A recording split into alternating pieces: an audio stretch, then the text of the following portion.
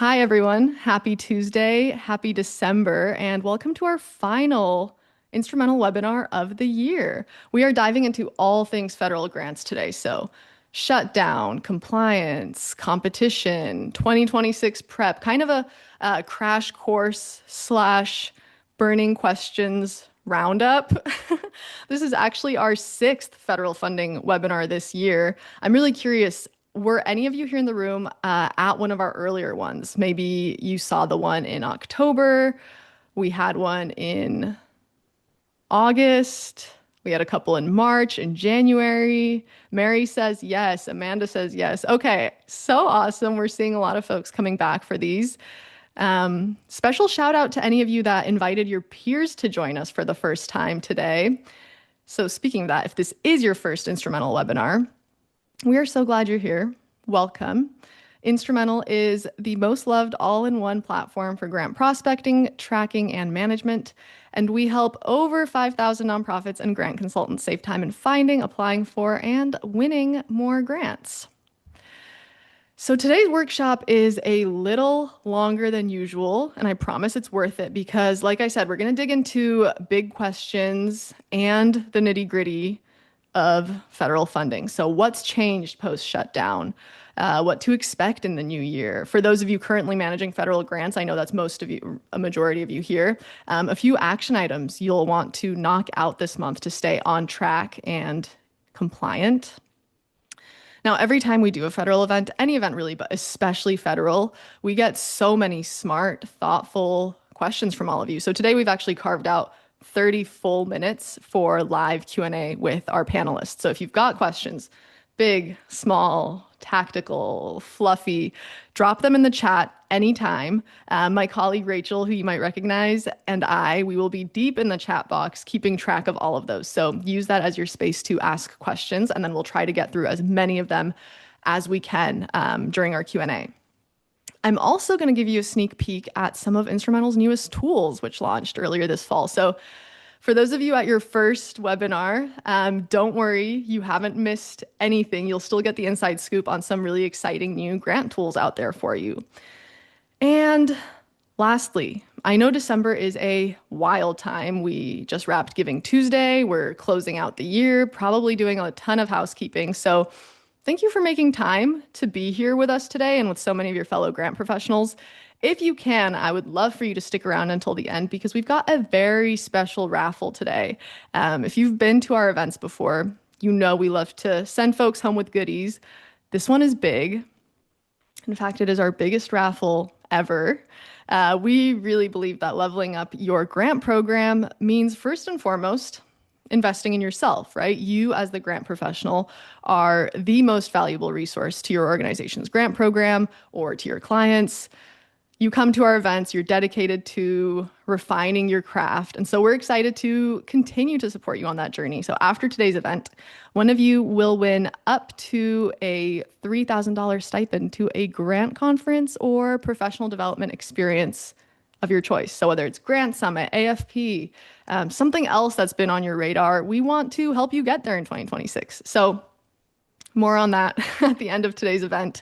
Stick around. Okay.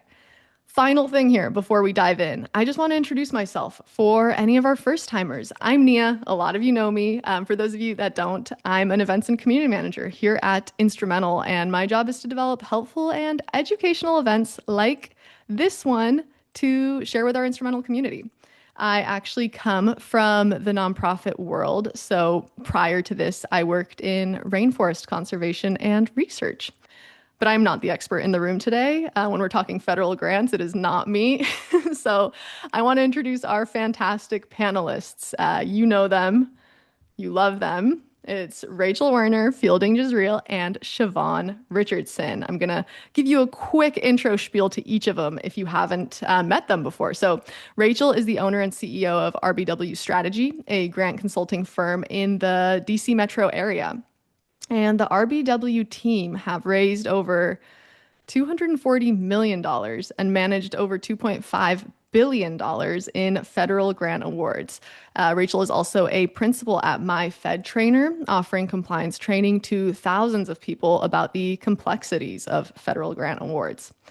We're also joined by Shavonn Richardson. Shavonn brings over 20 years of experience as a grant writer, nonprofit leader, grant maker, and even a federal reviewer. As founder and CEO at Think Inc. Grant Consulting, she and her team provide customized, real world solutions to help organizations think strategically and ink winning grant proposals. I love that, Siobhan. And Fielding is the founder and CEO of Jezreel Consulting, where she's helped nonprofits secure over $135 million across 12 agencies. She's also the founder and resident expert of the Federal Grants Accelerator, a learning community for small to mid-sized nonprofits and the grant professionals who serve them. So you may have seen all or some of them at our past events because they are truly some of my go-tos whenever I have a question that seems too big or messy or just out of my league. I'm like, hey, ladies, I have a question. So, thank you, all three of you, for always being game to hop on here and be a resource because this federal landscape has not been easy to navigate. I feel like more than a few times we've had that feeling of sort of the rug being pulled out from under us. So I'm curious, have any of you here in the room felt the impact of changes to federal funding to whatever extent you feel comfortable sharing? Yes, no, a story. Let us know how it's been for you. Okay, so a lot of yeses. Absolutely. Yes. Okay. So overwhelmingly, a lot of yeses in the chat. This is not surprising. It's actually backed up by data. Earlier this year, we ran a survey to our Instrumentl community and asked folks exactly that question, which is how are shifts in federal funding affecting you? What has it meant for your programs, your strategy, your ability to plan? So if you're someone who's feeling the pressure, you are very much not alone. 4 in every 5 nonprofits we surveyed reported being affected by the shifts that have occurred this year. That's a huge chunk, right? That's 85% of nonprofits we spoke to. I'm actually going to share the report here in the chat if you want to take a look for yourself at some of that data. But other things that stood out to me, over half of our respondents actually lost funding. So organizations like Erica's here, in this case, lost millions of dollars in an instant almost a year ago now in January when this started. We also have folks who lost planned grants. So grants that they were planning to apply to, maybe ones that they were really relying on winning, have disappeared from their pipeline, either because the grant itself has been terminated or because changes to the RFP have made the organization suddenly ineligible for that funding, right? So that might be due to a shift in federal priorities, which has left 60% of organizations feeling like their mission does not align. So with whatever the federal government is prioritizing, over half of our respondents said, we're not aligned. And then, of course, we have the shutdown. So the longest government shutdown in US history on the tail of all of this that I just talked about. So that's more confusion, more delays, more uncertainty. So all of this to say, I have a lot of questions. You probably do too. And with that, I'm going to turn to our panelists. We've got a ton to unpack, and as promised, we'll have plenty of time for live Q&A too. So use that chat box to let us know what you want to know. And I'm going to pick up actually with the shutdown, and I want to start with you, Rachel. Now that it's over, are we seeing any bottlenecks or delays in reimbursements, disbursements, agency communication?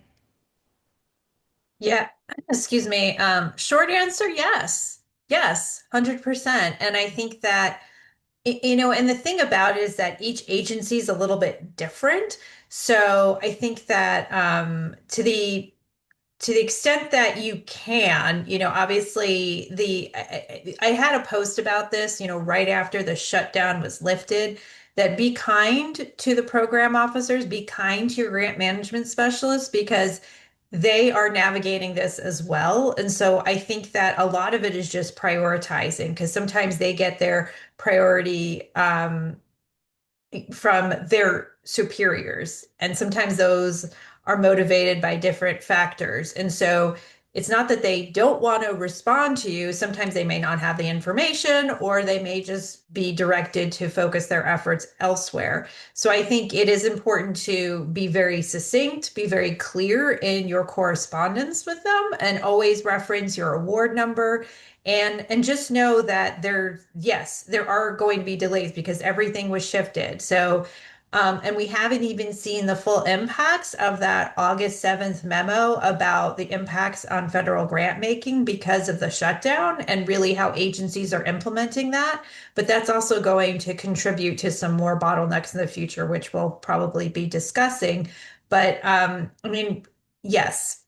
So the short answer is yes, we are seeing delays, we are seeing challenges, we're seeing just in everything in terms of updating negotiated direct cost rate agreements, confirming budget modifications, getting drawdown requests approved. And I know that that impacts you as well if you have subrecipients or you have other partners that you're trying to compensate for their time. And then you have to look at your own organization's financials to see what you can cover in the meantime, what makes, are there any things that you can shift around? So I think that these are just some considerations, especially as we sort of plan ahead, because I would imagine similar, because we are going to see this continuing resolution go up for vote again in January. So we might be at a similar point. So just something to think about when we're planning ahead during this time. Yeah, so it sounds like if folks in the chat, if you've seen a delay, if something's not running on time or as you expected, you're definitely not alone. That's probably kind of the standard across all agencies right now. So, Rachel, I'm curious for teams who did experience pause drawdowns or delayed payments, what's your recommendation for documenting the impact and getting back on track financially? Yeah, that's tough because I think it really depends on the organization, because this is where having a really robust accounting financial system to track everything is really important. So being able to code all of your expenditures to the right grant, being able to catalog all this information, having an accurate record keeping system, because record keeping is really, really critical.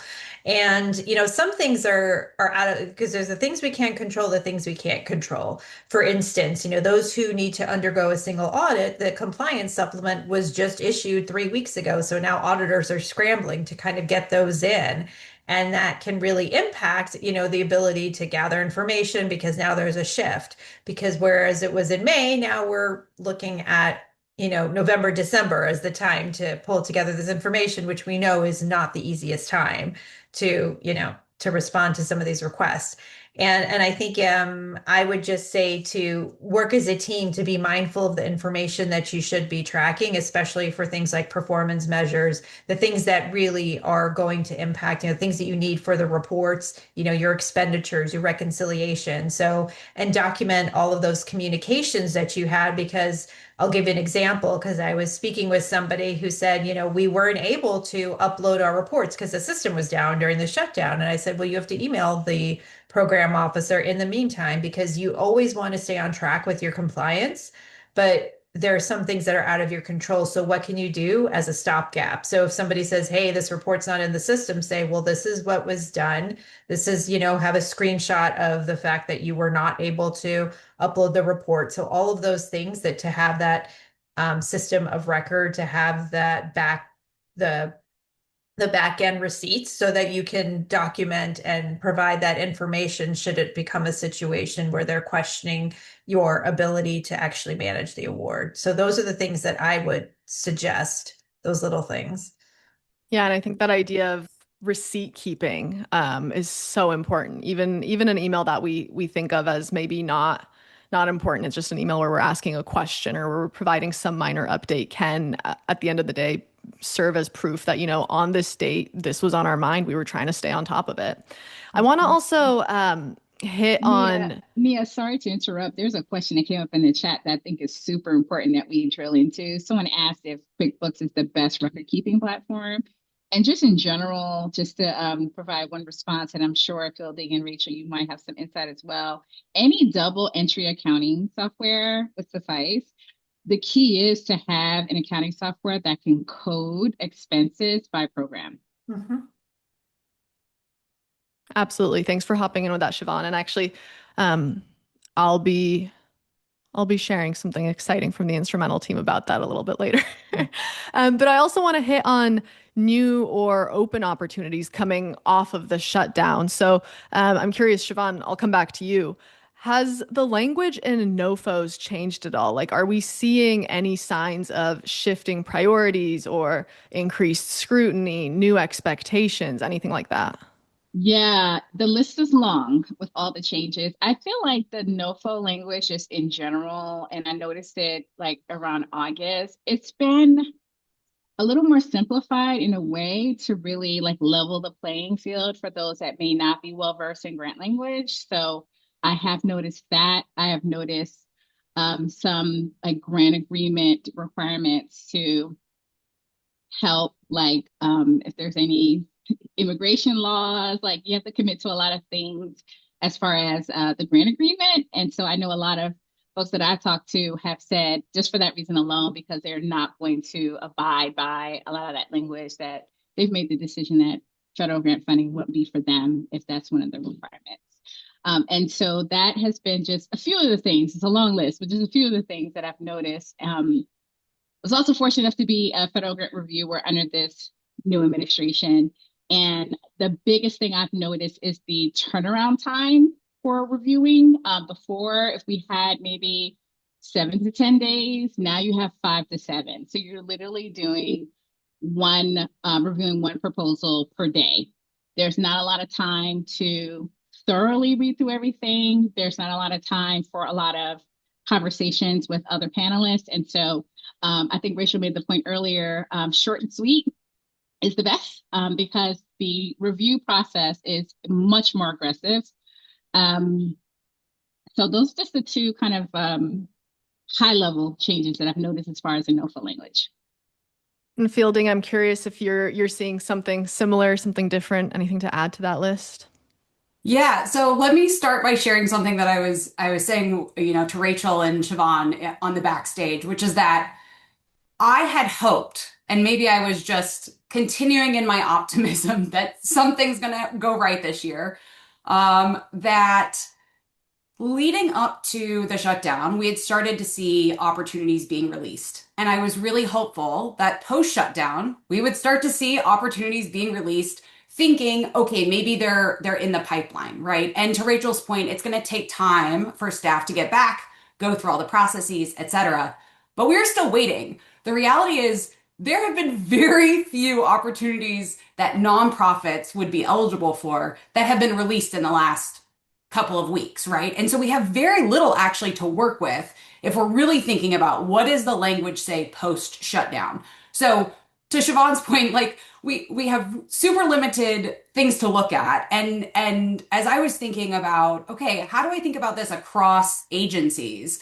Really what we have right now are some HUD opportunities. And as multiple people have chimed in the comments, we've actually seen opportunities pulled back, right? So we saw COC, Continuum of Care, actually get pulled back off, and there's been a statement that they're going to revise some of the language again.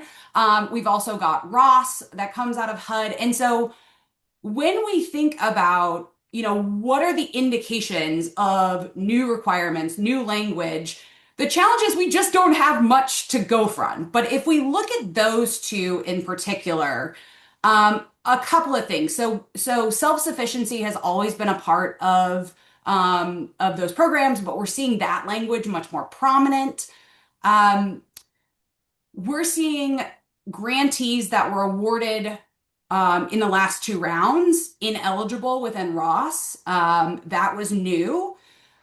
We also saw that state awards under Ross are not going to be allowed to request their indirect rate, which is new. And so we're getting some of these tastes, unfortunately, of probably what's going to come across other agencies as well. We've also seen public safety and on-site substance abuse treatment prioritized. We've seen harm reduction strategies deprioritized.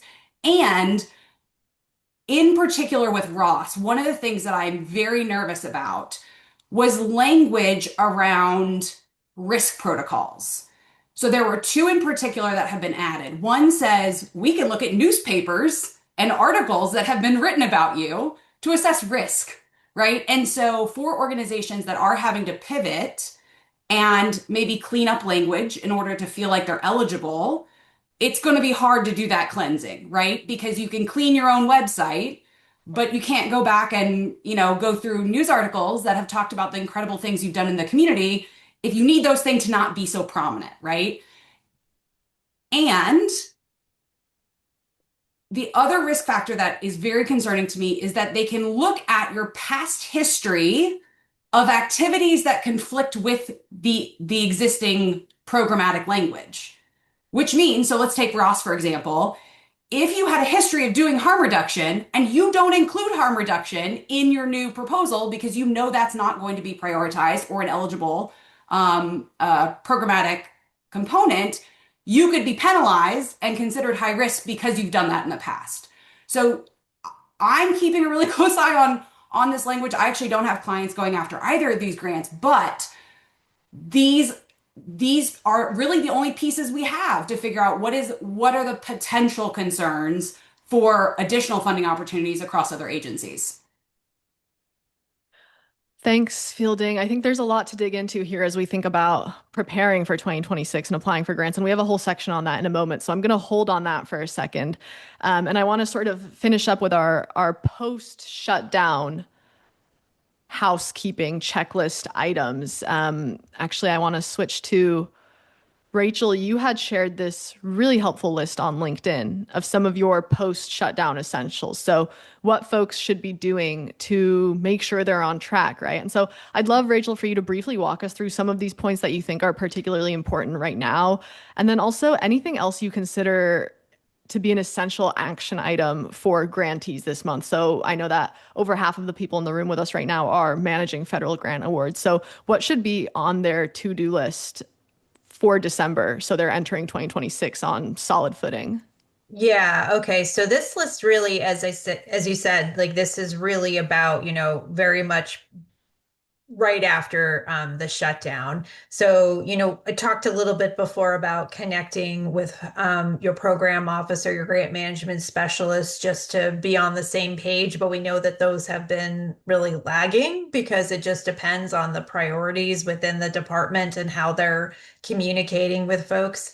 And the submission deadlines and the reporting deadlines. But I also wanted to raise a couple of points.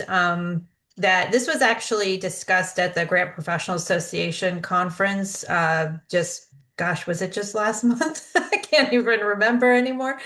And, a couple of things that are going to impact is, I mentioned before about that August 7th memo, which is really going to change how grant awards are going to be distributed and reviewed on a regular basis. So, kind of what Fielding was saying before about the alignment with the federal priorities is that they're going to be looking at the awards with more scrutiny.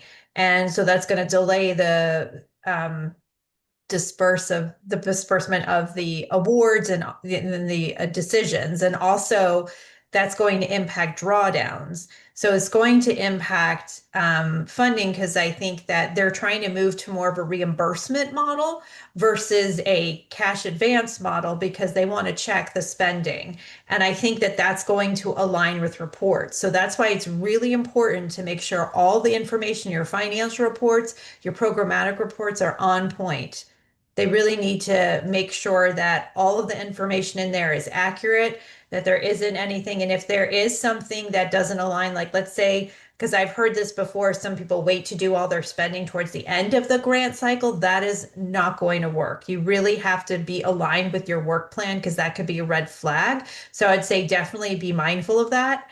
And also a couple of things related to the uniform guidance. Fielding mentioned before about the indirect cost rate. I think that there's going to be more tightened language in the uniform guidance about that. And that was discussed at the conference as well. And also the termination language. We know that there's that termination clause that the the program can be, or that the award agreement can be terminated based on no longer effectuating the priorities of the program. And so I think that that's going to be included in all contracts and all grants and all sub awards. So I think it's something that it's really important to, is number 4, check your grant terms, make sure they're in alignment with the current uniform guidance and what is expected down the pike. So that's why, to have that communication, to be very much aware of what's in those agreements, because that is a legal document. So you always want to be sure of what you're including in there. So. And Rachel, we had, as you're talking about this like open communication idea, we had one question come through in the chat. This might be a unique situation. Maybe it's not unique. I'm not sure. Somebody asked, what do we do if our program officer was let go? Well, well, there has to be there has to be the grant management officer. There has to be someone of them. So I would just try to keep seeing if you can find somebody else in the office, because there has to be someone to oversee your grant program. It might just be not be the one who's assigned to you based on what was included in your notice of grant award. Okay, thank you, Rachel. And this segues us into 2026 prep. And so here's what we're doing right now to get ready for that. But then come 2026, how are we actually going out there? How are we going after grants? So Fielding, I want to come back to you. You started talking about 2026. Can you tell me about what we think currently, with the information we have, what it takes to be a competitive federal applicant in 2026? I saw in the chat you had shared that, somebody shared their story and you said, actually, you might still be a competitive applicant. So given everything we know, all the evolving requirements, what you've seen work with your clients, what are some of your non-negotiables here? For me, it is back to basics in like, there's a spotlight on being so clear about your own internal approaches to federal. And so I think there are internal guardrails, I'll call them guardrails, to really think about before you start applying.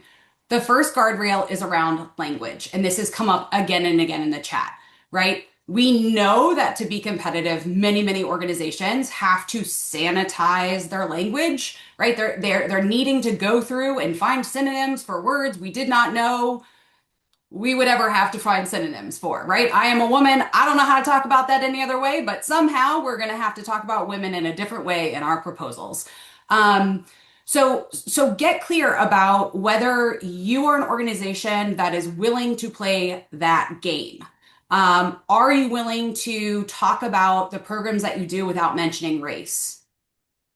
It's a big question, and I don't want it to seem flippant or like that is an easy thing to get through, but I think that's why we have to be talking about these things internally before we even think about federal grants, because to be competitive, to get grants, there are going to be some really tough decisions that have to be made about language. The second guardrail would be, what programs internally would you even want to consider going after federal funding to support? And I bring this up because we know that philanthropic funding is being squeezed, right? State funding, county funding, everyone is feeling this squeeze. And it is so tempting to look through federal grants and be like, I don't know, we could do that, right? And in years past, I think there are some organizations who can get away with it. And I would say this is not the year to do that, particularly if you're an organization that has only gone after a couple of federal grants, particularly if you're an organization that is having to answer some hard questions in the first guardrail conversation, right? So get really clear about what your 3 to 5 year strategic approach is. I tend to work with highly innovative nonprofit leaders, and they can spin up ideas all day long. They are entrepreneurial. I love working with them. And this is not the year to be spinning up brand new things. And so what I am saying to my clients is, okay, if we're going to do something new with a federal grant, I need to know that it was in your 3 to 5 year strategic plan. And maybe we're speeding up the timeline because the perfect grant did come out. but we are not looking at every single opportunity and thinking about how we might be able to squeeze our circle into their square peg hole. I got it backwards. It's fine. The third guardrail that I would be thinking really clearly about is what guardrails do you have in place around data sharing about clients? So under the Biden administration, I had a client who backed away from a funding opportunity. It was a perfect fit, but part of the required data points to be collected were around transgender students, and they saw that and thought, we're in a red state. We don't know who the next administration is going to be. We don't know how that data would get used. And they decided that's not something we are going to collect. Therefore, we're not going to apply for this. This administration doesn't even acknowledge that transgender individuals exist, right? So that's not going to be the data collection concern, but I would keep an eye on that to make sure that you're really clear about what it is you are ready and willing to share with the federal government. Okay, thank you, Fielding. And Shavonn, I'd love for you to add your perspective Yeah. here as well, especially given your background as a federal reviewer. Yeah, well, I have two thoughts on that. And we probably all have had conversations with some organizations that feel like federal grants is not for them. And then we have some that think that there's a lot of opportunity now in the federal grant space. And what I say to people is it's really up to the individual organization's risk tolerance, what they're willing to compromise on, what their programs are, and alignment with this administration. And I feel like it cannot be just a broad-based, I see what's going on, we're not participating. Like, no, you have to take an individualistic approach, depending on your individual organization, and you really have to look at that specific grant opportunity and make the assessment. So I encourage people, just don't paint everything with a broad brush and just bow out, right? Like really be very strategic about what you go after and whether it makes sense for your organization. And if it doesn't, that's fine, right? There's other grant opportunities out there. The other thing that I will say is that I feel like some of these grant opportunities, I feel like when I read them, and there was one recently, and I won't name it, I knew exactly who the funding was being pushed towards. I will not name them. But when I read it, I said, wow, this was designed for only one organization that does this work, and this money's being pushed to them. And it's very obvious. They didn't name them, but it was very obvious. So I say that to say that some of these grant opportunities, it feels like they're being pushed down certain things that have very strong alignment with this administration. But I bring that up to say there's some barriers to playing in this game, right? A 2-week turnaround is a barrier, and it's on purpose, right? I posted yesterday about some SAM.gov deactivations. You can have an active grants.gov account, but when you go to submit, you will still get an error message. And when you look into it a little bit deeper, you see that your SAM.gov was deactivated. This happened with multiple clients. It was the oddest thing, right? Why? I don't know, right? So I'm just advising everyone just to double check that before you submit, because it seems like all of a sudden organizations that have had active SAM.gov registrations for years, all of a sudden it's been deactivated. And I think that's kind of strange. Not just one or two, like, a few. And so I say that to say, I don't want people to be discouraged, because I want people to feel like this is public money, right? And I feel like we all have a place to compete for these dollars, right? And I don't want people thinking, oh, well, it's only 2 weeks, we're not going to worry about it. Well, if you really feel like it's a fit for you, go after it, right? And to Fielding's point about like, now is not the time for new programs. You're not going to design a new program and submit a high quality application in 2 weeks. You're just not going to do it, right? So if it's something you've been working on for years and months and it's really already kind of baked and you can take it and run with it, that's what I'd recommend folks do. And I also recommend people like this is not the time to figure it out. Like if you've never submitted a grant application, um, now's not the time to figure it out. You don't have 5 to 6 to 7 days to figure things out. There has been a slower turnaround as far as responses from some of these agencies. It's a combination of things. Some folks are no longer there. You may send an email to your go-to person, and you may not immediately get the, oh, this person no longer works here, right? So you'll be waiting for a response while the time is ticking and we have 2 weeks to submit. And so I would just say really, be thoughtful what you apply for. Now is not the time to create new programs. Be very strategic. And this is to make you competitive, right? This is not a guarantee that you will win, but we want to make sure that we put people in a position to be competitive.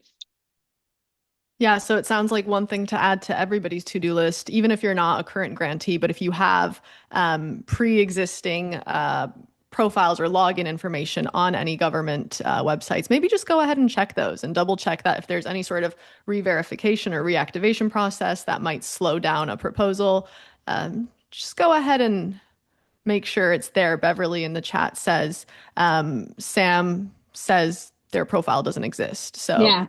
Yeah. And again, like I'm not trying to like be a conspiracy theorist at all. Maybe they're doing some data cleaning up. Like I just don't know. But I'd rather be safe than sorry and just double, triple check that you have all those things in place because literally it'll be things for an organization might have submitted 2 weeks ago and today they can't submit. So I don't know. I just want everyone to have a happy submission. And Shavonn, one of the things you said was answering, we're getting a lot of questions coming in about folks who have never applied for federal grants before, and they're curious if now is a good time to start. And you said, obviously, the 2 week turnaround, like you're not going to make it work. But assuming there's an RFP out there that has a longer turnaround, you have the time to pull something together, but you've never received a federal grant before. Does your answer change, or is it still kind of like a, I say with professional help, anything's possible because with professionals that you have on the table, they can activate from day one. There's no figuring out. You don't have time to make mistakes. You don't have time to call people to get some clarifications. You need people that have been doing this for years that can make a good judgment call because we are in a new environment where things were like pretty much the same for the longest and now things are different. So you have to rely on your professional expertise and experience and make a judgment call, right? And even sometimes you can reach out to the program manager and sometimes they don't even know. And that's why we're getting a lot of updated NOFOs because there's folks writing these that have not written them in the past, right? They're learning and trying to figure it out. And a simple question will say, oh, we made a mistake. And they have to pull it back and redo it. So we're kind of flying blind, but that's why having experienced professionals at the table, especially if it's your first time, is absolutely necessary because you don't have time to make a mistake.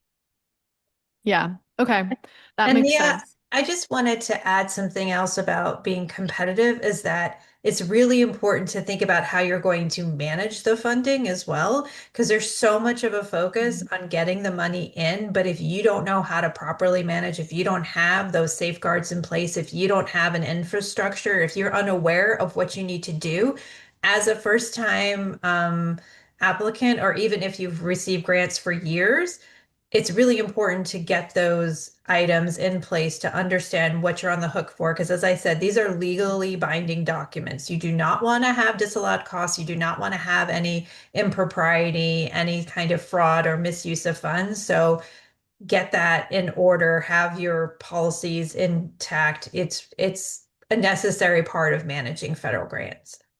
Yeah, and Rachel, I'm actually going to ask you to dig into that a little bit deeper in a couple questions from now, because that's one of the things that I learned from you very on in my Instrumentl days, that the post-award process is front and center in the pre-award as well. So I want to dig into that a little bit more.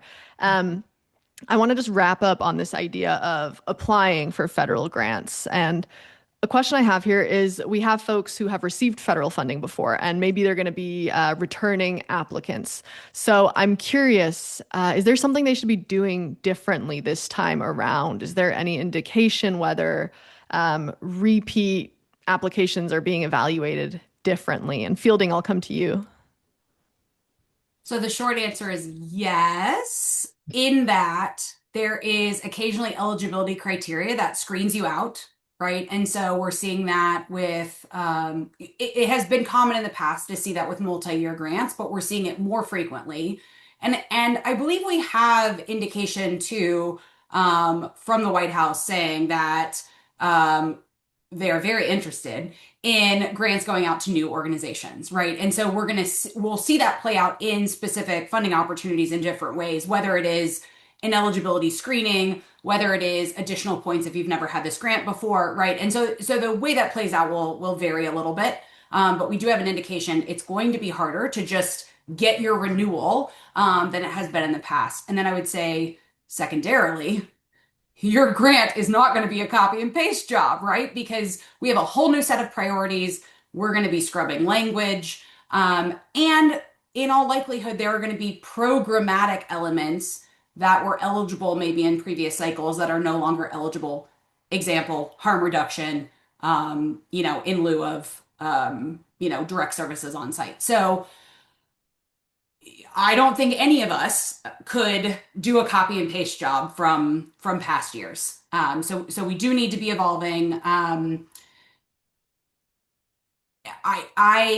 don't agree with the following statement that I don't agree that the following statement is right or good, but in order to be competitive for federal grants, you have to get rid of DEI language. And I could lean into that a little bit more, because I think sometimes when it comes to DI language, people thinking they can just swap out a word and it means the same. It doesn't. And so I find in instances where we've had to swap out DEI language, unfortunately, it takes up more word count doing it, because it's more of an explanation. But I feel like it's an opportunity to bring so much color to these words, more meaningful impact. So I identify as a Black American, but I think like the opportunity I can't use that word, right? But if I can say a descendant from the African diaspora, to me, I'm like, whoa, that brought so much more context to the language, right? And so if you had a application from last year and you think you can just swap out a DEI word, I feel like there's a lost opportunity to really bring color the folks that you are representing. And so that's definitely a skill, right? That does take to put together that language in the right way. Another thing I'll share that I've seen both. Like I've seen some initiatives to want to fund new applicants, but I've also seen some initiatives of them prioritizing renewals because the funding is limited. And they said, we don't want to take a risk on new applicants, but we will double down on our returning applicants. So I've seen that in the federal space and also in the foundation space. So I've seen a little bit of both, but I think as a returning applicant, don't make the assumption that like Fielding said, that you can just throw together an application really quickly because you're returning, it's just going to get funded. No, because it's more competitive now, right? And so be just as thoughtful about this returning application as you were on the initial. Yeah, thank you both. It's what I've been thinking in my head of as this era of heightened scrutiny, because we see that phrase being thrown around a lot. And so, Rachel, here's where I want to come back to you. We're talking about, applying for federal grants. Like I said, one of the things I learned from you was post-award is something you should be thinking about very actively before you even apply. And so I'm curious, what does compliance under this era of heightened scrutiny actually mean in practice? What are those internal controls? What's the documentation, the systems? Like, what should we actually have in place? So I think first of all, before we dive into what you need, I think you have to assess where you are. So I think it's important to assess your infrastructure, to look at your financial systems, to look at for performance measures, how you're tracking the progress you're making on those different milestones. You also need to think about operationally, looking at your policies and procedures. So there's a lot of components related to internal controls, and they're outlined in the uniform guidance.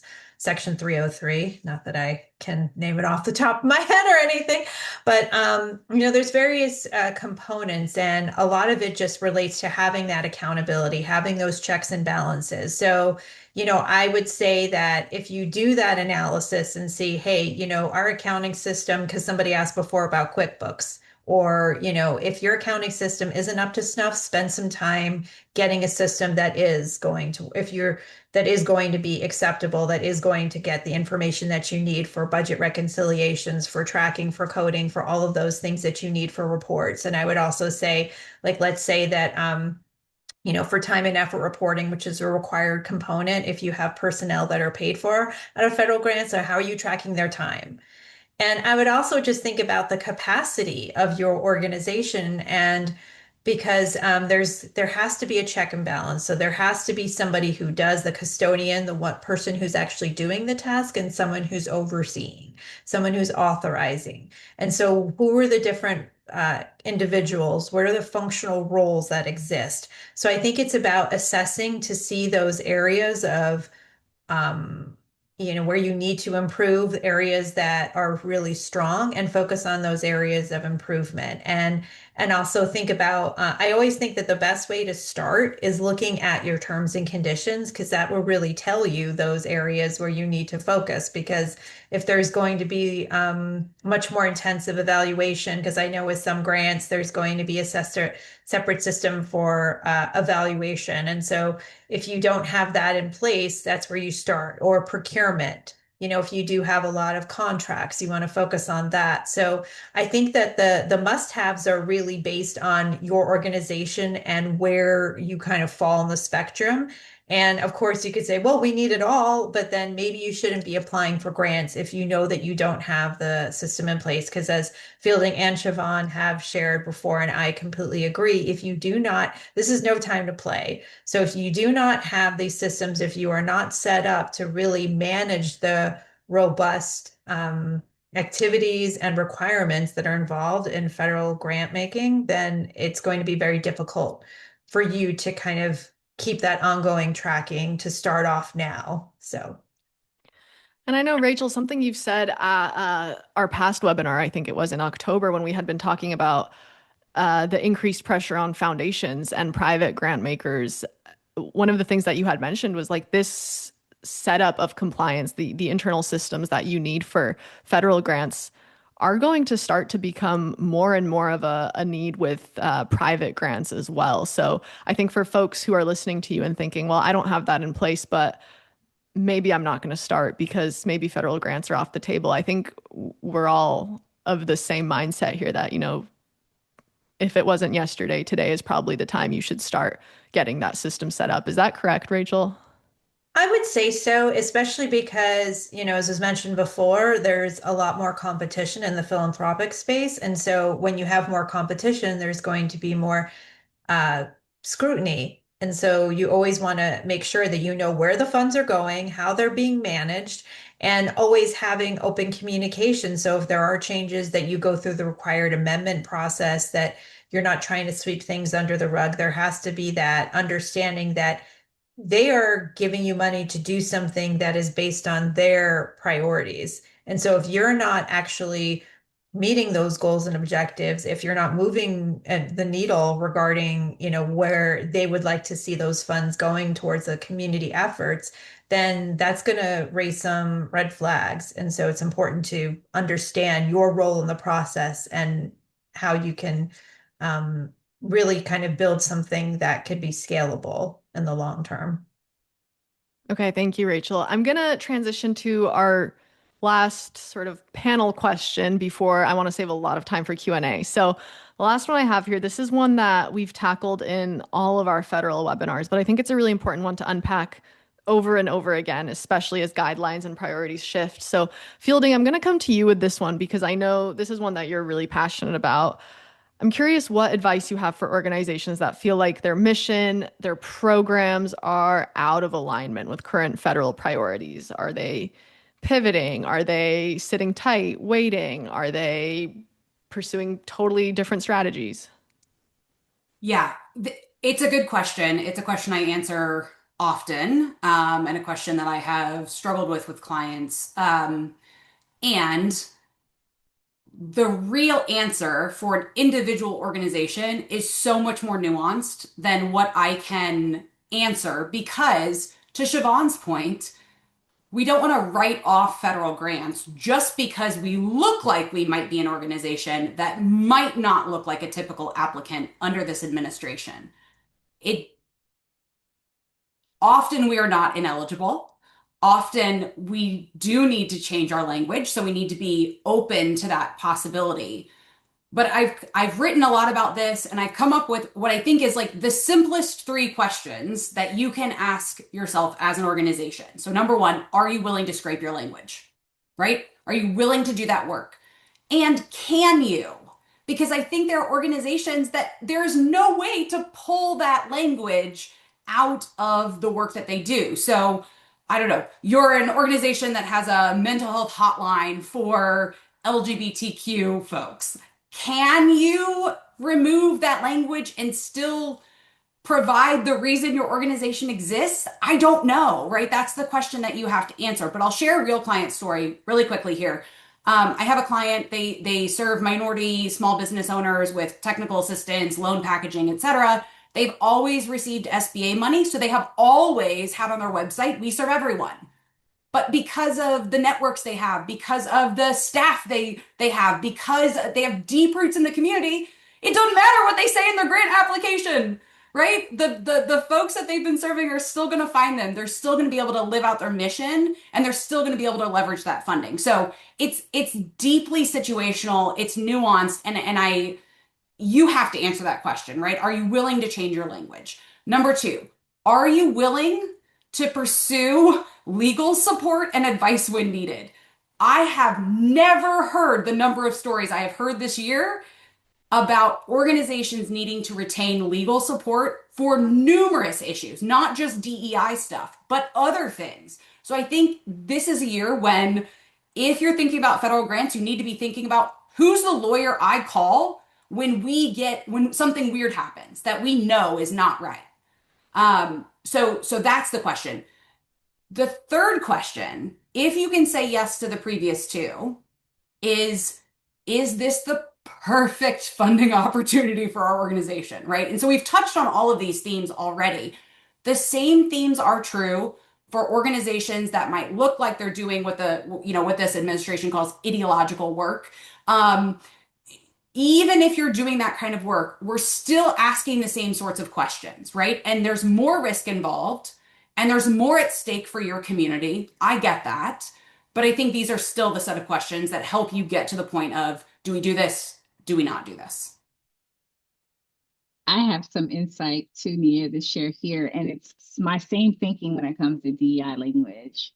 When I see or think about misalignment, to me, it's a pivot opportunity, because it's really about thinking through how you describe those you serve. And sometimes there can be multiple descriptions for potential beneficiary, right? And so if I'm working with the organization and let's just say they serve people who happen to be low income or lower income, right? To me, I said, okay, how are we supporting these people who identify as being in low income communities or from low income communities or lower income? What are we doing? At the end of the day, what are we trying to do, right, for them? How are we trying to improve their lives?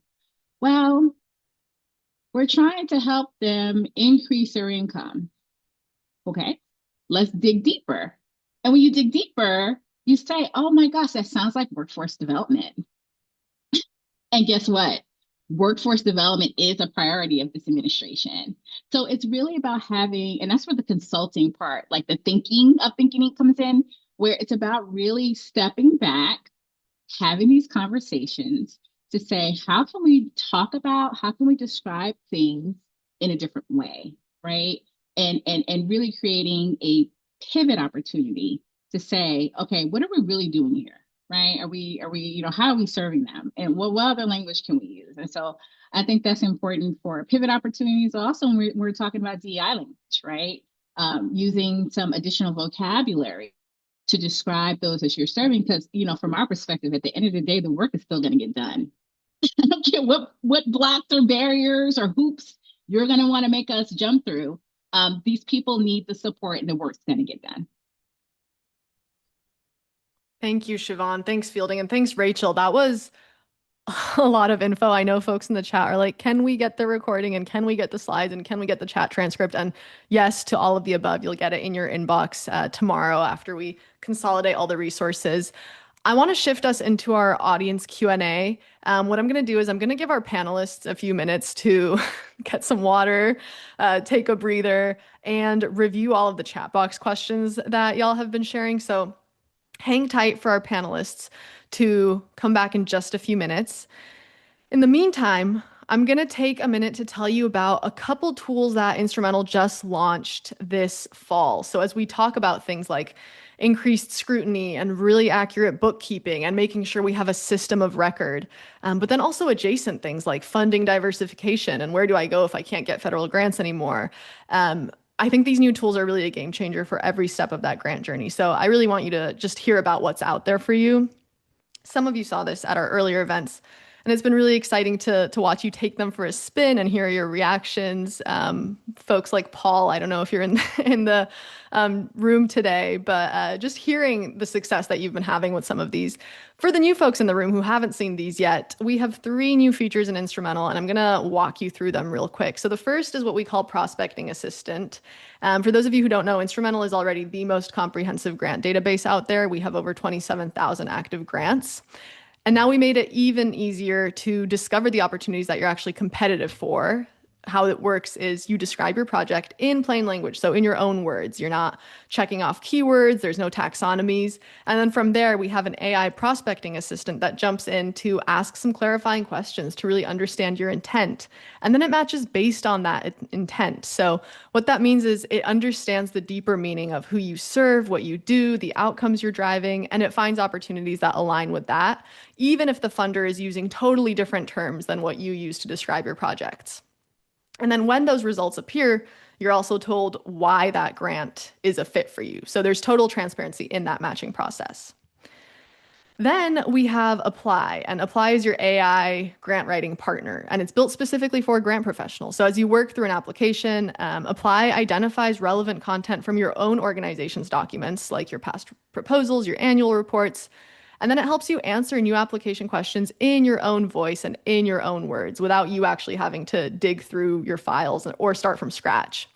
And so that's a cool new addition that we have inside Instrumentl to help make that application process a lot faster. And then lastly, we have Award Assistant. So this uses AI-powered extraction to pull key details from your award documents to identify over 20 key bits of information, including things like deadlines, payment schedules, compliance requirements. So those pieces that Rachel was talking about of review your terms and conditions, what's in there. These documents can be hundreds of pages long, right? So that's why we built Award Assistant. So you can get those details out and summarized in a quick PDF that you can share out with your whole team. Okay, and lastly, here's a little sneak peek. Some of you regulars might actually be hearing about this for the first time too, but soon our new Intelligent Award Management will also help your finance and program teams stay aligned. So there's going to be things like live grant budgets syncing in real time to your accounting software, AI-powered budget extraction, and instant funder-ready reports. So it's everything you need to see the full financial picture without leaving Instrumentl. And actually, our engineers are building this right now as we speak. They're working on this hand in hand with 6 nonprofits who've partnered with us to help steer the ship and help us create the most intuitive award management system in the sector. So what all of our panelists were talking about here, making sure your finance and your accounting software is really up to par. We're currently building that inside Instrumentl so we can give you something built specifically for grant professionals. And Amy asks, is there a way to schedule some time for a live demo? Amy, it's like I've planted you in the chat box. Our team is ready and we are excited to show you these in action for your organization. So our special webinar community, you can take advantage of a totally free personalized walkthrough of everything Instrumentl has to offer. So there's two ways you can do this. First, if you're new to Instrumentl, meaning you don't currently have a subscription, you haven't chatted with our team, you'll click this link with the stars that I just put in the chat box. This is going to let you pick a time that works for you to meet with our grant strategists. And of course, besides showing you everything in action, they're also going to help you dig through Instrumentl's database to get some grant opportunities for your 2026 pipeline. So it's a really quick way to get a head start on the coming year. Now, if you're an Instrumentl customer, so this one with the stars, that's for people who haven't explored Instrumentl before. If you're a customer, you're going to hit the second link with the disco balls. So customers, disco balls. You're going to fill out this very quick form, and our customer success team will get in touch with you to explore those new features I just mentioned. I'm going to wait a minute here just to make sure we all have a chance to do this. And I already mentioned that leveling up your grants program means investing in yourself. We truly believe that. But we also know that grant work is complicated and messy, and you might have a whole team working on it alongside you, other grant folks, your finance team, programs, the list goes on, right? So if you book a call to explore Instrumentl for the first time today, you can also get 10 free user seats in your account if you decide before the end of the year that Instrumentl is the right tool for you. So what that means basically is that 9 of your team members can get full access to Instrumentl alongside you. So you're not just equipping yourself as maybe the grants leader at your organization, but you're also empowering your full team, right? So I'm going to put those links in the chat box one more time. Remember, stars is for folks who aren't Instrumentl customers, and then disco balls is for folks who are Instrumentl customers. And last thing here before we pivot to our Q&A, I know a lot of you are waiting to hear about this raffle. Like I said at the intro, one of you will win up to a $3,000 stipend to a grant conference or professional development experience of your choice. And here's the good news. Everyone tuning into this event, if you're in the room now, if you're hearing me say this, you're in the drawing. All of you are automatically entered into the raffle. So we'll be announcing our winner next week. We'll reach out directly via email, but all of you are in the drawing. And on that note, Rachel, Fielding, Shavonn, are we ready to dive into some questions? I'm going to open up my saved questions here, and there are so many, folks. I know we have so much time saved for this, but I don't think we'll be able to get through them all. So bear with me. First question from Madison. And Rachel, Fielding, Shavonn, please just hop in on these. If you have an answer, go for it. Madison asks, are we hearing that federal agencies are moving more towards open rolling applications versus NOFOs or RFPs? Do we have any indication of that? From a federal perspective, I have not seen any rolling applications. I have not either. Okay. And Rachel also shakes her head. So unanimously no on this panel, at least. Teresa asks, before this administration, was there more wiggle room in making mistakes with things like costs? Were you allowed to have a learning curve and now that's different? Or has it always been very strict? I can speak to this. I feel like the program managers before it was a little more warm and fuzzy. Like they were passionate about the work, had been doing it for a long time. So they were more open to like having conversations with you. You know, I just felt like it was more warm and fuzzy. That's the best way to summarize it. Now, I feel like it's like if you don't know, you're on your own. And it's like, I'm just asking just a reasonable question, right? So I feel like that's a part of increasing the competitiveness, right? Like they don't want to give anyone an edge to give any advice or any insight or anything. So it's kind of like you're on your own. And that is really also why I say, like, if you don't have a professional at the table that's experienced, that can like do a gut check to say, does this feel right? Does this make sense? Is this based on my experience? It's really hard because I don't feel like you get that warm and fuzzy support like we used to just a few months ago. And some agencies were almost explicitly capacity building in their relationships, right? So I would say NEA would legitimately have a conversation with you. A&A, those program officers saw themselves as capacity builders, right? That was part of their job description. So I suspect we'll see less and less of that. Yeah, and I will also add that I think that the difference, kind of piggybacking on what they said, is that they're looking for reasons to not and to discontinue funding versus having a more inclusive, open, fair process where we're inviting people. We know that things are going to be, could be a little rocky. And then we'll get it straightened out because the kernel is that we're here to try to, we see potential. Whereas now there's a little bit of a different shift in how we're viewing this partnership with recipients and so forth. Yeah, thank you. We have another question. Actually, we have several questions of a very similar uh, vein here, which is if we applied at the beginning of the year for a grant, some folks say in August, some say July. We haven't heard anything. Should we just assume it was declined? I'll answer this for today. And today I would say don't assume it's been declined. It is not uncommon for grants that were supposed to start on October 1 to not have a Word document signed until well after that. So this is very late, but it is not impossible. And I think given the government shutdown, given many of the new processes, someone in the chat mentioned that we now have political appointees that are supposed to be, signing off on every grant that goes out the door.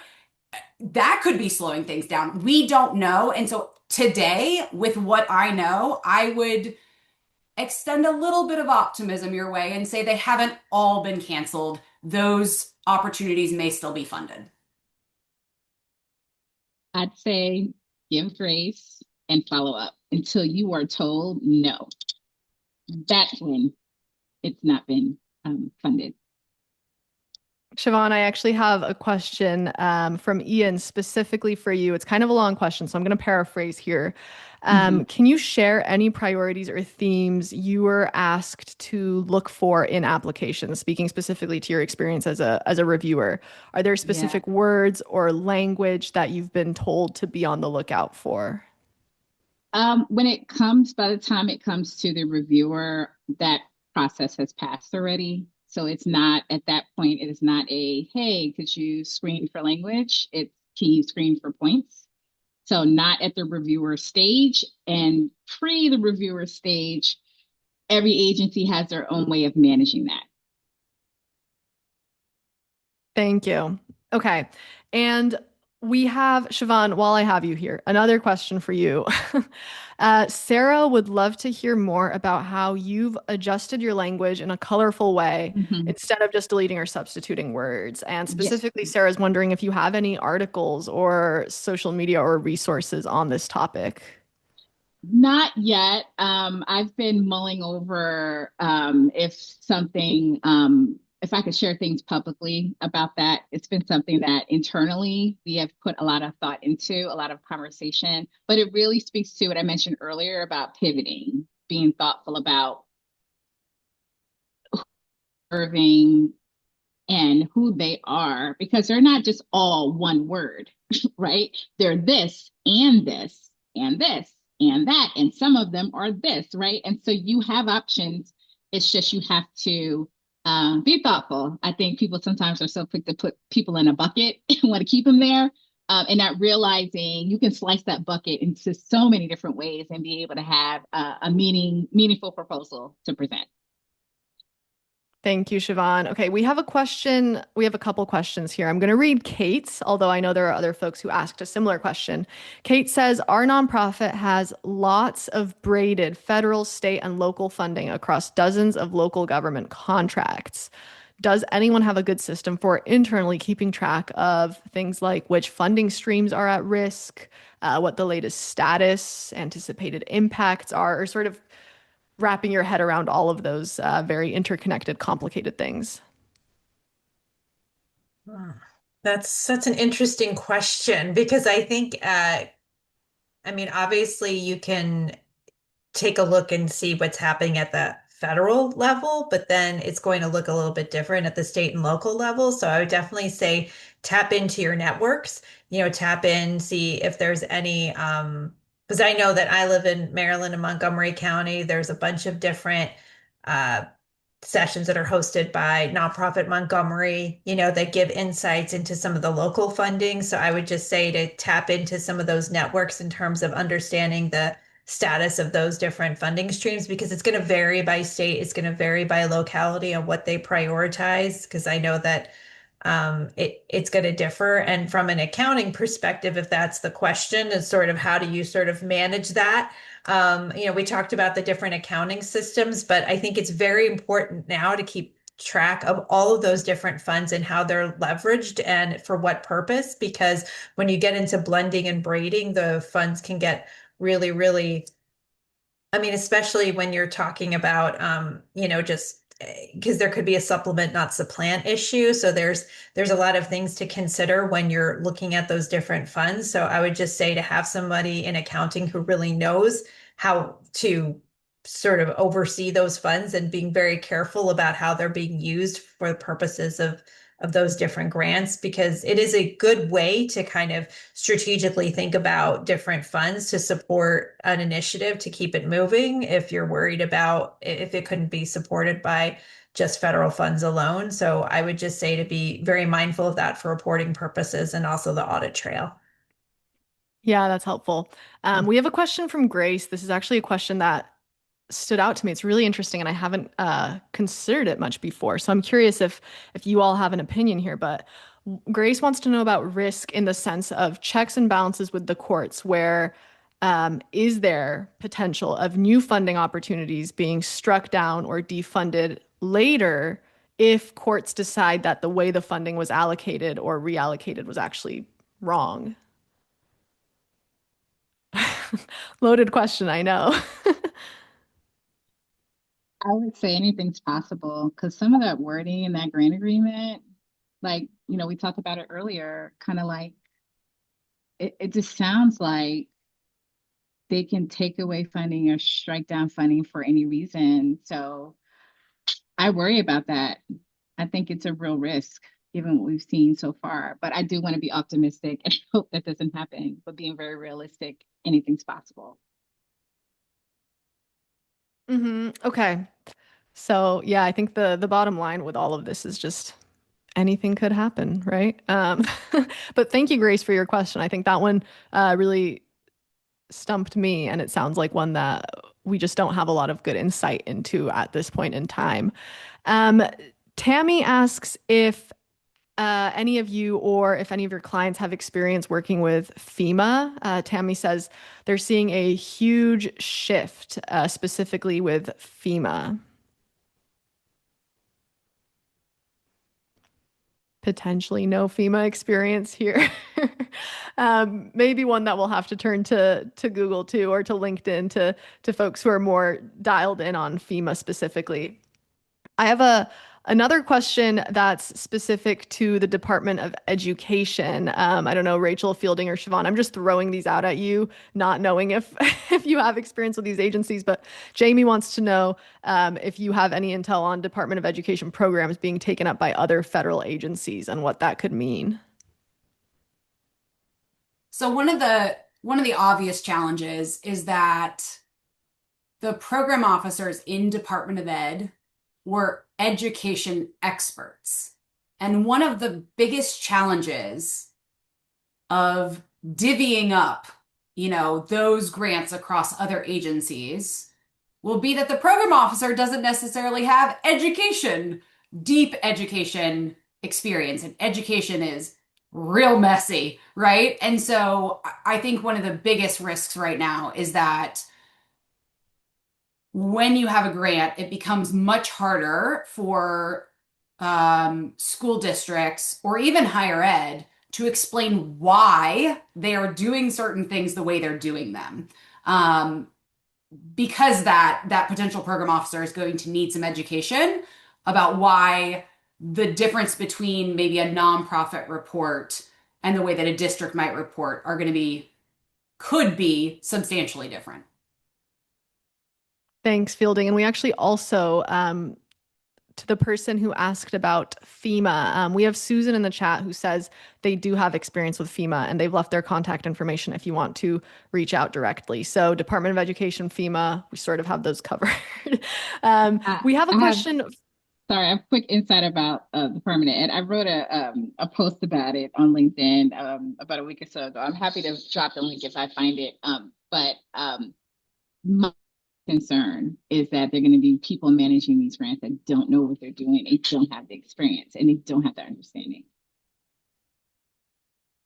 Yeah, thanks, Shavonn. I think there's just a very many layers of things to be concerned about at every stage of the process right now, it looks like. We have a question from Benita. Benita says, many of our member organizations rely on wraparound supports, case management, mental health, housing to stabilize trainees. With fewer federal programs funding these supports directly, where should we be looking? Where can we be looking? And how should we justify them within workforce grants? Another kind of nitty-gritty question that I'm throwing out there without priorly confirming with our panelists that they have expert insight on this, but just trying to get as many folks' questions answered as possible. I think it's hard to say, but I don't, so we have seen some of those grants get clawed back. We are seeing fewer of them, but I wouldn't say supportive services in general are gone from all grants. So I would keep an eye on it and I'm thinking back to Ross, right? So out of HUD, specific to supportive services. Again, we need to be thinking about how do we talk about those services. So we might not be talking quite as much about um, therapeutic support, and we might be talking more about um, dealing with um, services that could decrease criminal involvement, right? So thinking about what is it the administration is interested in, and then identifying the way that those critical supportive services impact the priorities that this administration has set. Thanks, Fielding. Okay, I'm going to go through maybe two more questions just to leave enough time for us to also wrap up. Geneva asks if any of you know or have intel on emerging cross-sector trends. So, for example, arts and technology, or arts and health, or arts and workforce development. Are there any of these sort of overlaps that federal agencies are expected to prioritize or have been prioritizing? I in July wrote, did I write? No, I did a webinar about AI. How did I know AI was going to be a thing? I didn't know. It was just my spidey senses was like, AI is going to be a thing. So that webinar talked about how to infuse AI in your programming, and it specifically talked about health and education. And the reason being is because if you've read this administration's approach on AI, and there was a grant that was just out all about AI, and there's more to come. I felt like AI is a easy way to weave through multiple industries and be able to pivot to this administration. So you're going to see that a lot, pivoting, right? And so I would say if there was one thing that I can think of that can like go across multiple industries, it would be AI. It's about being creative as far as how to use AI. And a lot of nonprofit leaders think of AI, oh, I'm going to use it for my organization to be more efficient. No, that's not what we're talking about. We're talking about leveraging AI in your programming. For instance, if you if you train counselors, right, on behavioral health, maybe infusing AI to help them have some real world application in a school environment before they get out into the world, like integrating AI into their curriculum. So when I'm talking about AI, it's not to make an organization more efficient. It is integrating into their actual programming. Thanks, Shavonn. Rachel, I have a question that I think is probably for you, but if anybody else wants to jump in, please do. Becky asks, are you aware of any evaluation resources or updates for administrators? Evaluation resource. Do you mean evaluating programs? I think that's the way I interpreted that question. Becky, let us know if you're asking something different. But just on the post award, when we're talking about evaluating the program, have there been any updates there? Is there anything that should be on our radar? I mean, not from, if we're talking about the recent administration, any updates? I think nothing beyond what you're doing already, just to ensure that you have a way to capture the information and to have a strong, you know, data capture mechanism so that you can be able to respond to the reporting requirements. Because, I know that there were some, I mentioned before about that August 7th memo about improving federal grant making. And one of the key components of that is going to be having more of a political presence in the grant review and recommendation process, because political appointees are assigned to each agency program to ensure that is overseen by someone who's going to basically ensure that those federal administration priorities are expressed within those different those different agencies and the awards themselves. And so I think part of that is also when you look at the data, just ensuring, okay, so how are we collecting data? Is there anything in the data that might conflict with some of these priorities of this administration? So I would just be very mindful of that. And also within that memo, I mentioned before about the delays in funding. So if there's anything in your reporting process, financial or progress reports that could be questionable, that could delay the funding that you might receive. So just be very mindful of that when you're gathering information. So I don't know about anything specific related to evaluation, but those are just some things to be mindful of with this particular administration. Thank you, Rachel. And on that, I'm going to start to wrap us up here because I also want our panelists to have a chance to let you know how to connect with them further. Uh, let's move on here. Just another quick shout out. I already talked a lot about this, but do not forget you all have the opportunity to get a personalized walkthrough of new Instrumentl features. So if you've never tried out Instrumentl before, here's that stars link. And if you're a customer, here's the disco balls. The other thing I want to share is we want to hear what you learned, what stuck with you, what you'll be taking into the new year. So, the way to do that is to go to this LinkedIn post that I'm going to share in the chat right now and let us know some of your reflections or your takeaways from today's event. And everybody who leaves a comment there will get an extra raffle entry. So, our amazing, fun raffle, you can get a second entry into that by leaving your reflection or your takeaway on that LinkedIn post that I just shared. We love to hear what stood out to you. And actually, believe it or not, it helps us figure out what the next webinar is going to be about. So when you tell us this is what really stuck with you and here's what you want to hear more of, we take that into account. So go ahead and leave your reflections there. And of course, we owe a huge thank you to Rachel and Fielding and Shavonn. I'm actually going to launch a poll really quickly. When you registered for this event, you had the chance to specify whether or not you wanted to uh, receive follow-up resources from our panelists. And I know sometimes when you're registering for an event, you're like, well, I don't know who the panelists are. Maybe I don't want to hear from them. But after your chance to actually hear from them, you're like, wait, well, now I do want to hear from them. So here's another option to opt into hearing from our panelists. Thank you so much, all three of you, for your time and your expertise and your candor, for being so ready to dig into the messy and the uncertain and letting me put you on the spot. I appreciate it. And I know our Instrumentl community appreciates you. I'm going to share links in the chat for how to stay in touch with and continue to learn from our panelists.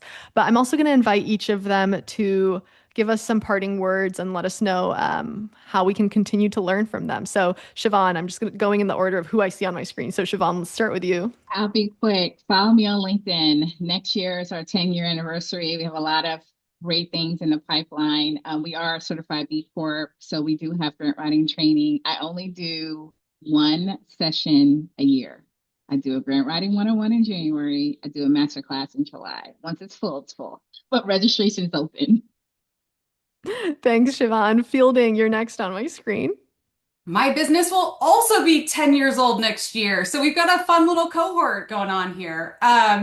Yes, connect with me on LinkedIn. That's a great place to start. I have a federal grant training community that I would invite you all to get on the wait list for. It's called the Federal Grant Accelerator, 12 months of group coaching and peer reviews and AI tools and all the foundational learning you could possibly want on federal grants pre-award. Thanks, Fielding. And Fielding's links are in the chat box. And Rachel. Well, yeah, and I'll finish up by saying that, yeah, we're launching our 2026 courses, just being very, very, very mindful of what we're going to be dealing with. We have a new grant management boot camp. We're doing a uniform guidance deep dive. So if you need a refresher, you want new courses, we've got it. We've also webinars, TA sessions, all the things planned. And I'm going to put a code here because we're doing a special promo. If you want to join any of our courses coming up. And we also have our newsletter, which we send out every week, which are grant tips for you to use for managing all your federal funding. Perfect. Thank you, Rachel. And I just put Rachel's links in the chat as well. If you scroll up, you can see that code Rachel was talking about. And also, I do want to say the raffle, the stipend, it's for a grant conference, but if you prefer a virtual learning experience, you can most certainly apply it to any one of these courses that our panelists just talking about as well. So again, Rachel, Fielding, Shavonn, thank you so much. This has been truly, we're going out with a bang with our Instrumentl webinars in 2025. So thank you so much for being game for this, and we appreciate your time. And with that, I am all wrapped up. Thank you so much for being here with us today. I know December is a wild month in the nonprofit world, and I am so appreciative of you taking time out of your day to join us and ask thoughtful questions and share your stories and share your contact information for other folks in the chat box to connect with you and sort of pick your brain with your agency experience. I know there's so much out there, and every individual's experience is starting to look a little bit different with each agency and each grant. So truly, like, bringing together these experts is a great starting point, but you all in the chat box sharing your experiences really makes this community what it is and makes these webinars so valuable because we're hearing from so many of you. So thank you so much for being here. If you need to reach me, if you have questions, if you want to chat, I'm going to paste my LinkedIn in the chat. That's the quickest way to reach me. And on that note, I hope you all have wonderful holidays if you celebrate, a restful break, a lovely new year, and I'll see you all in 2026. And thank you, Instrumentl. We appreciate you. You guys are amazing, just so you know. Thanks, folks. See y'all next year. That feels crazy to say. Bye, all.